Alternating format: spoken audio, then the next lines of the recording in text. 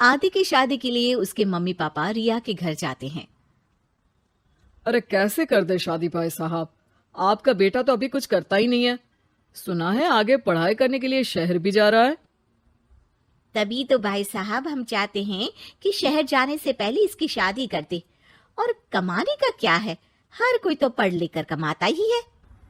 हाँ हाँ, और गांव का सबसे बड़ा मकान और समृद्ध परिवार से है आदि। मुझे तो समझ में ही नहीं आता, इतनी जल्दी शादी। रिया भी अभी पढ़ रही है, इतनी अच्छी है वो पढ़ाई लिखाई में, कैसे शादी कर दूं। आप लोग थोड़ा समय दे। आदि के माता पिता घर चले जाते हैं, जहां आदि के पिता कहते हैं, अरे भाग्यवान, मुझे तो समझ ही नहीं आ रहा कि तू क्यों इतनी जल्दी आदि की शादी करवाना चाहती है। पढ़ लिख कर कमाई धमाई करने लायक हो जाए तो फिर कर देना शादी। अरे आप चुप रहिए। रिया जैसी लड़कियों के लिए शादी के रिश्तों की कमी है क्या? इतनी सुंदर, संस्कारी, पढ़ी लिखी और अच्छी परवरिश वाली लड़की है वो। मैं तो छोड़ ही नहीं सकती ये रिश्ता किसी भी कीमत में। बता दे रही हूँ, रिया की शादी आदि से ना कराई ना तो मैं जहर खाकर जान दे दूंगी। पूरे गांव में नाम है उन लोगों का, नौकर चाकर कितने लगे हैं उनके घर में। अरे मेरी बेटी तो राज करेगी, राज। और इस तरह ना चाहते हुए भी रिया की शादी आदि से हो जाती है। अरे बेटी, ये ले तेरी किताबें, पढ़ाई बिल्कुल ना छोड़ना। तू तो मेरी गर्व करने वाली बहू है, बड़ा नाम है तेरा गांव में। हाँ, आखिर पसंद किसने किया है रिया को आदि के लिए? आदि को गांव की रिया इतनी पसंद नहीं होती है। अरे यार, तू तो बड़ा लक्की निकला, रिया जैसी लड़की से तेरी शादी हो गई। अरे लक्की की क्या बात है, वो भी तो मेरे जैसे लड़के की बीवी बनकर किस्मत वाली बनी है ना। अरे अब तो तू रह नहीं दे, ना तो तू कमाता है ना ही पढ़ने में अच्छा है। क्या है तुझमें? बस पैसा, और वो भी बाप का। आदि को दोस्तों की बात पर बहुत गुस्सा आता है। पिताजी, मैं शहर जाना चाहता हूँ आगे की पढ़ाई के लिए। अरे बेटा, लेकिन यहाँ की पढ़ाई तो पहले पूरी हो जाए।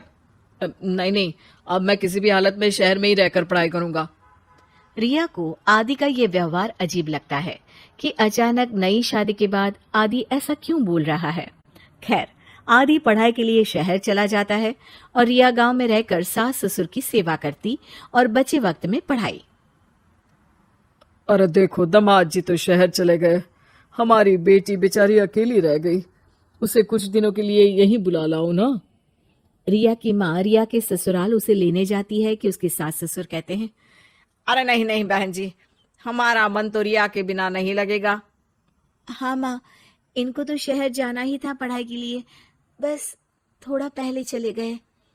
माँ खाली हाथ वापस आ जाती है। आदि शहर में मन लगाकर पढ़ाई करता है और इंजीनियरिंग के लिए दाखिला ले लेता है।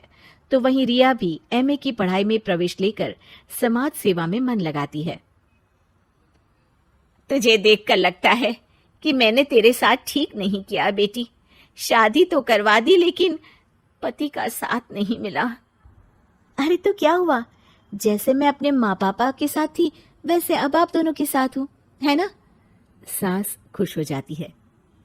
अरे सुनो, बहू आदि लौट रहा है शहर से, वो कल आ जाएगा, तुम लोग तैयारी कर लो। रिया ये सुनकर खुश हो जाती है। वो सोच लेती है कि अब वो कुछ दिनों तक आदि के साथ क्वालिटी टाइम बिताएगी।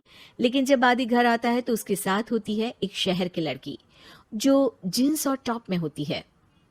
ये मेरी दोस्त है, मेरे साथ रहेगी। आदि उसे अपने मम्मी पापा से मिलवाता है लेकिन रिया से नहीं। रिया सबके लिए खाना लगाती है। अरे ये नौकरानी कितनी सुंदर है, खाना भी अच्छा बनाया है। अरे नहीं नहीं, ये नौकरानी नहीं, मेरी बहू यानी आदि की बीवी है।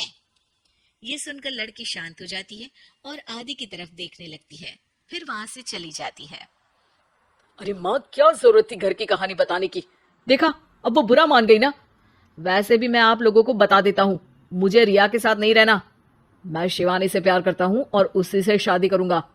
मैं रिया को छोड़ रहा हूँ। आदि ये बोलकर उस लड़की के साथ शहर चला जाता है।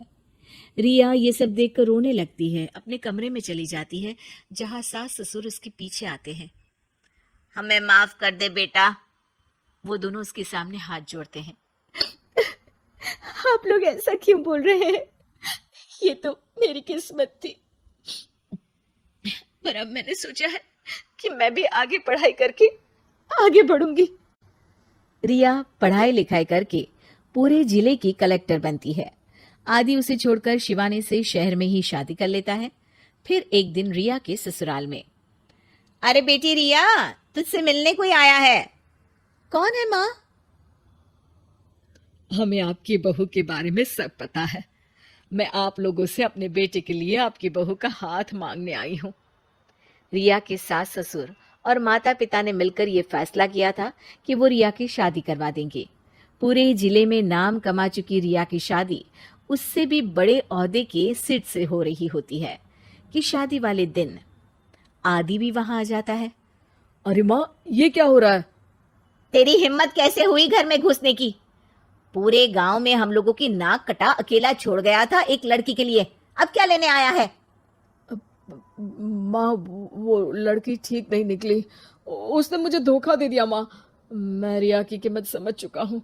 अरे इतने बड़े जिले की कलेक्टर है वो। मैं यहाँ नहीं था, फिर भी उसने आप लोगों का पूरा ध्यान रखा।